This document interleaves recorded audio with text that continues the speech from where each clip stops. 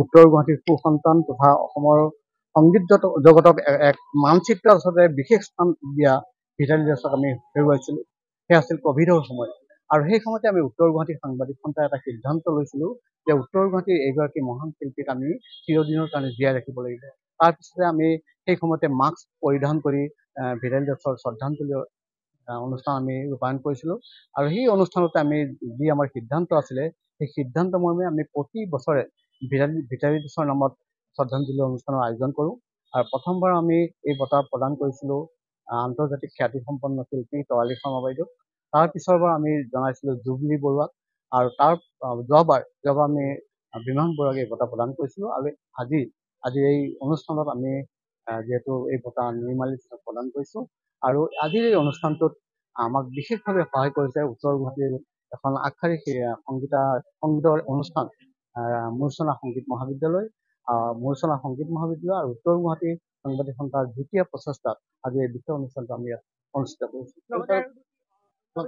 লগতে আমি আজি ক'ব লাগিব যে আজিৰ এই অনুষ্ঠানৰ লগত সংগতি ৰাখি উত্তৰ গুৱাহাটীৰ আন দুগৰাকী মহান ব্যক্তি, এগৰাকী হৈছিল মায়াৰাম তামুলী, যিগৰাকীয়ে গোটেই জীৱন সংবাদ সেৱাৰ কাৰণে উৎসৰ্গা কৰিছিলে।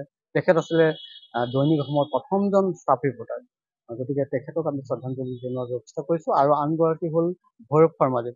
ভৈৰৱ শৰ্মাদেৱ আছিলে উত্তৰ গুৱাহাটী মহাবিদ্যালয়ৰ তেখেত অৰ্থনীতি বিভাগৰ অধ্যাপক আছিলে আৰু সমান্তৰালভাৱে তেখেতে সংবাদ সেৱা আগবঢ়াইছিলে। আচলতে বঁটা এটা প্ৰাপ্ত হ'লে খুবেই ভাল লাগে, আনন্দৰ মুহূৰ্ত সদায়।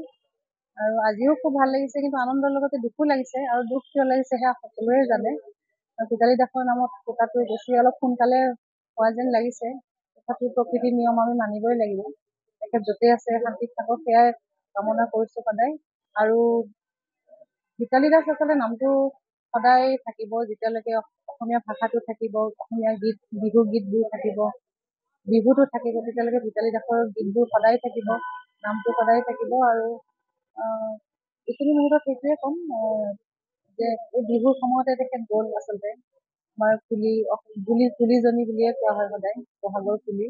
কিন্তু তথাপি আমি সেই ধাৰাটো অব্যাহত ৰাখিব লাগিব, নতুন প্ৰজন্মই আগবঢ়াই লৈ যাব লাগিব।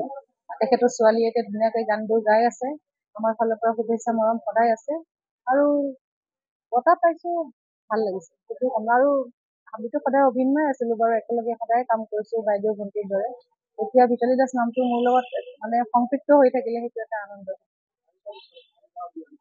হয় হয়, আচলতে কি হয়, প্ৰথমতে আমি দুবছৰমান সাংঘাতিক দুখত আছিলোঁ, মানে ডিপ্ৰেশ্যনত যোৱা বুলি ক'লেও ভুল নহয়। কিন্তু পিছলৈকে নিজক মনত এই বুলি সান্তনা দিছোঁ যে আমি এতিয়া নাই বুলি নাভাবোঁ। আচলতে ভিতালী দাস আছে, আমাৰ মাজতে আছে।